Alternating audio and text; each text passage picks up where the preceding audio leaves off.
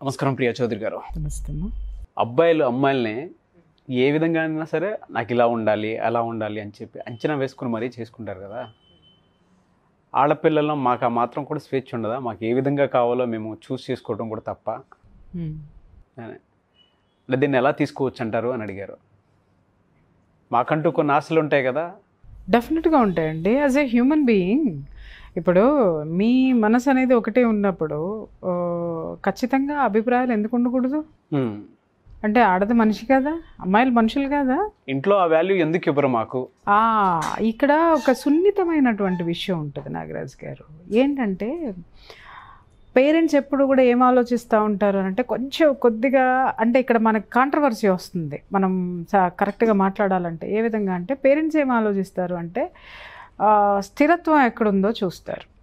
First పెళ్ళి చెయ్యాలి అంటే ఫస్ట్ వాళ్ళు చూసేది ఏంటంటే కుటుంబం, వాళ్ళ అనుభవం ప్రకారం కుటుంబం చూస్తారు. ఆ తర్వాత పిల్లాడు ఒక అర్హతలు చూస్తారు. ఆ తర్వాత అతను ఎంప్లాయీగా సెటిల్ అయ్యాడా, లేకపోతే బిజినెస్ పర్సన్గా సెటిల్ అయ్యాడా, లేకపోతే అతని యొక్క గుణగణాలు ఏంటి అనేటటువంటి విషయాన్ని చూస్తారు. తర్వాత వాళ్ళల్లో ఉండే ధోరణి ఏముంటుంది అని అంటే, ఇప్పుడు అందంగా ఉన్నవాడిని తెచ్చుకొని వాడి గుణగుణాలు లేకపోతే జీవితం అంతా వేస్ట్ చేసుకోవాలి, లేకపోతే జీవితం అంతా కష్టపడాలి. వాళ్ళు చూసేది ఏంటి అని అంటే, నా పిల్ల ఈ ఇంటికి ఇస్తే ఎలాంటి కష్టాలు లేకుండా హాయిగా ఉంటుందా లేదా అనేటటువంటి ధోరణిలో మాత్రమే చూస్తారు. అలాగని చెప్పి మరీ వికృతంగా ఉన్న వాళ్ళని తీసుకొచ్చి చేసేటటువంటి పేరెంట్స్ ఎక్కడో ఒకళ్ళో ఇద్దరు ఉంటారు తప్పితే దాన్ని పట్టించుకోకుండా ఉంటారు అనేది ఒక విధంగా కరెక్టే. కానీ ఒక విధంగా వాళ్ళ వెర్షన్లో మనం ఆలోచిస్తే మాత్రం వాళ్ళ భద్రత చూస్తారు. ఆడపిల్లల జీవితానికి భవిష్యత్తుకి భద్రత చూస్తారు తప్ప మీరన్నట్టు పాపం అమ్మాయి అడిగినట్టు మిగిలిన విషయాల మీద వాళ్ళు పట్టించుకోరు. కానీ ఈ సందర్భంగా పేరెంట్స్కి కూడా ఏం చెప్తున్నాను అని అంటే, అమ్మ తరం మారింది, కాలం మారింది, అభిప్రాయాలు మారాయి. ఆడపిల్ల ఇదివరకటి కంటే ప్రపంచాన్ని ఎక్కువ చూస్తుంది. తను ఈ రోజుల్లో ఆడపిల్లలు కూడా మంచి విద్యావంతులు అయ్యారు. కుటుంబ భారాన్ని ఎంత చక్కగా మోస్తున్నారండి. చాలా చోట్ల వాళ్ళ పెళ్ళిళ్ళు వాళ్ళే చేసుకుంటున్నారు సార్. ఉద్యోగాలు చేసుకుని వాళ్ళు అమెరికాలలో డబ్బులు కూడబెట్టుకుని వాళ్ళ పెళ్ళిళ్ళు వాళ్ళే చేసుకుంటున్నారు. పేరెంట్స్ కుదిర్చింది అవ్వనివ్వండి, వాళ్ళు కుదుర్చుకున్నది అవ్వనివ్వండి కూడా. సో ఇన్ని బాధ్యతలను ఆడపిల్లలు మోస్తున్నప్పుడు పెళ్ళి అనేటటువంటి విషయానికి వచ్చిన తర్వాత ఇన్ని అభిప్రాయాల్ని వీటిలన్నిటినీ చక్కదిద్దుకునేటటువంటి ఆడపిల్లల్లో కూడా ఒక మనసు ఉంటుంది. ఆ మనసులో తనకు కాబోయేటటువంటి భర్త పట్ల ఒక అవగాహన ఉంటుంది, ఒక ఆలోచన ఉంటుంది. ఇప్పుడు చూడండి, 100 కోట్ల ఆస్తి ఉందనుకుందాం సార్, లేదా మంచి గవర్నమెంట్ జాబ్ ఉందనుకుందాం సార్, లేదంటే 1 కోటి రూపాయలు ఉందనుకుందాం సార్. ఆడపిల్ల చక్కగా ఉంటుంది, పక్కన రూపురేఖలు. అంటే నేనేదో ఇక్కడ అందం గురించి మాట్లాడుతున్నా. అట్లీస్ట్ ఏంటంటే వాళ్ళు సొసైటీకి పరిచయం చేసుకోవాలి అని అంటే కూడా ఒక ఆలోచన అనేది డెఫినెట్గా ఉంటుంది. మనం సమాజాన్ని కొన్ని విషయాల్లో పట్టించుకోవాలి, కొన్ని విషయాల్లో పట్టించుకోవాల్సినటువంటి అవసరం లేదు. అనవసరమైన విషయాల్లో సమాజం మన పట్ల నిర్లక్ష్య ధోరణో లేకపోతే నిరంకుశ ధోరణో చూపిస్తే మనం వాటిల్ని వ్యతిరేకించాలి తప్ప.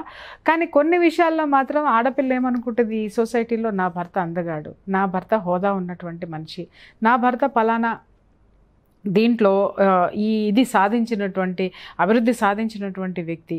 చూడండి, మన కథలన్నీ కూడా మీరు ఏదైనా సరే తీసుకోండి, అన్నిటిలో కూడా ఆడపిల్ల ఎలాంటి కళ కంటుంది, కళల రాకుమారుడు, ఆడపిల్లల కళల రాకుమారుడు అని రచయితలు అందరు రాస్తారు. అంటే ఆడపిల్లకు ఒక కళ ఉంటుందనేది అక్కడ వాస్తవం నిరూపించడం అయింది. ఆ కళ ఎప్పుడూ కూడా ఏముంటుందంటే, ప్రతి ఆడపిల్ల గుర్రం మీద రాజకుమారుడిని ఊహించుకుంటుంది సార్. ఒకప్పుడు ఊహించుకుంది, తర్వాత ఏం ఊహించుకుంది అని అంటే ఇంపాలా కార్లు ఊహించుకుంది మన ఎద్దలపూడి సులోచనారాయణ గారి నవలల్లో చూసినప్పుడు. ఆ తర్వాత కొంచెం మెచ్యూరిటీ వచ్చిన తర్వాత ఏంటంటే ఫ్లైట్లో యూఎస్ వెళ్ళాలా, యూకే వెళ్ళాలా అనేటటువంటి ఆలోచనలు, ఏ పబ్కి వెళ్ళాలి, ఇది ఎక్కడికి వెళ్ళాలి అనేటటువంటి ఆలోచనలు.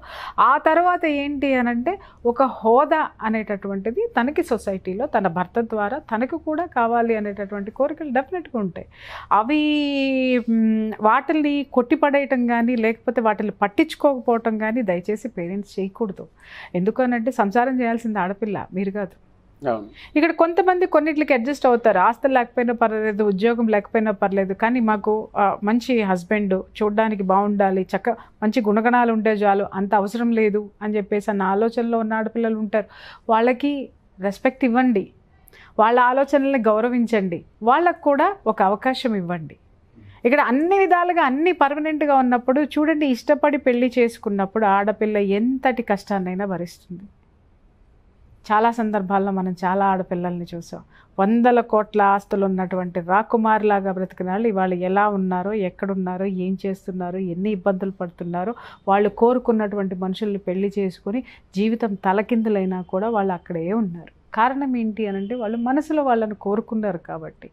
ఆ కోరికని పేరెంట్స్ కూడా యాక్సెప్ట్ చెయ్యండి. ఎందుకంటే వాళ్ళ జీవితాన్ని వాళ్ళకి ఇవ్వండి. అట్లీస్ట్ ఇది మేము తీసుకున్న జీవితమే కదా అనేటటువంటి సంతృప్తిలోనైనా వాళ్ళు ఉంటారు. అలాగే తిరగబడ్డప్పుడు, తలకిందలైనప్పుడు మనము వాళ్ళకి ఇవ్వాల్సినటువంటి ఆసరా, చేయూత మనం ఇవ్వాలి. ఆడపిల్లలకి కోరికలు ఉండాలి, ఉంటాయి సార్. ఎందుకంటే మనసు ఉంది ఆడపిల్లకి. ఆడపిల్ల మనిషే.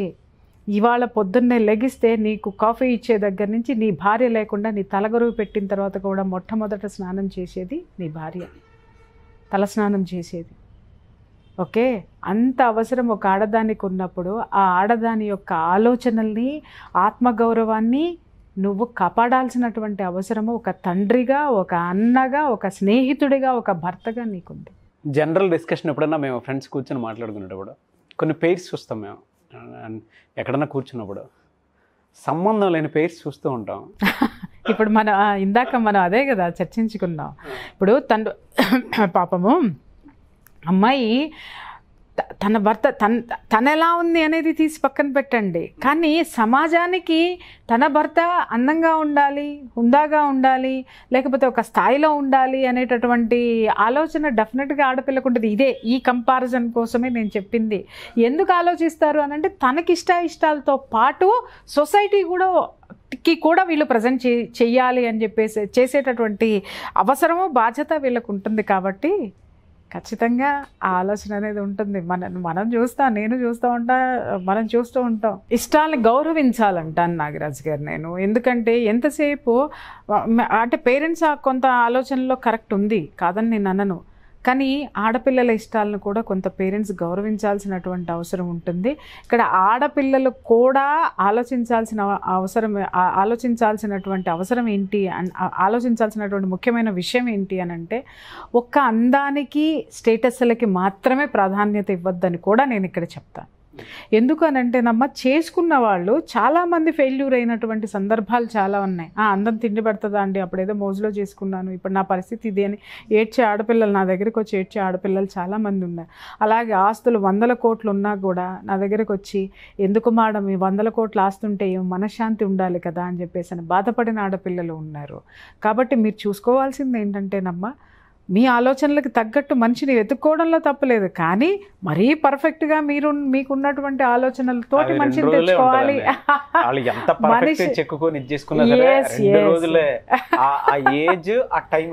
అవును, దాని తర్వాత ఫైనాన్షియల్ ఇన్ఫ్లుయెన్స్ కొట్టింది అనుకోండి, ఫైనాన్షియల్ ఇన్ఫ్లుయెన్స్ మేజర్ నాగరాజు గారు.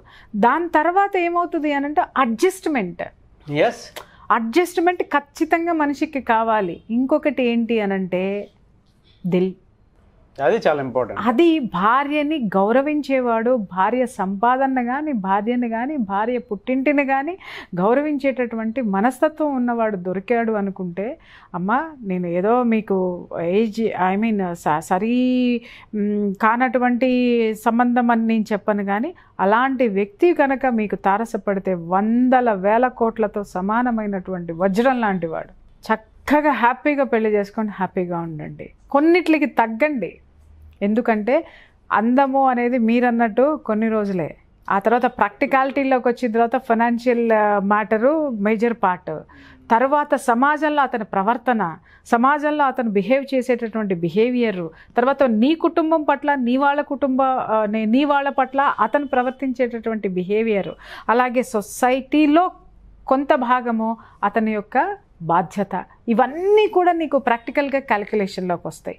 కాబట్టి ఆలోచనలు ఉండాలి, తప్పలేదు. ఆలోచనలతో పాటు ప్రాక్టికాలిటీ కూడా ఉండాలి. అందులో బాధ్యత కనిపించేలాగా, అంటే ఆ లెవెల్కి తీసుకెళ్ళగలుగుతారు. పేరెంట్స్ కూడా కొంచెం మీరు సంబంధాలు ఎతికేటప్పుడు ఒక్క ముక్క మీ పిల్లల్ని అడిగి వాళ్ళకి ఎతికే ముందే వాళ్ళ అభిప్రాయాలు ఏంటో తెలుసుకోండి. అభిప్రాయాలు తెలుసుకుని మీ అభిప్రాయాలు వాళ్ళ అభిప్రాయాలు కలిపి మీరు 2 దిగండి, వాళ్ళు 2 దిగుతారు. ఒక మంచి సంబంధం అనేది అరేంజ్ చేసుకోవడం అనేది జరుగుతుంది.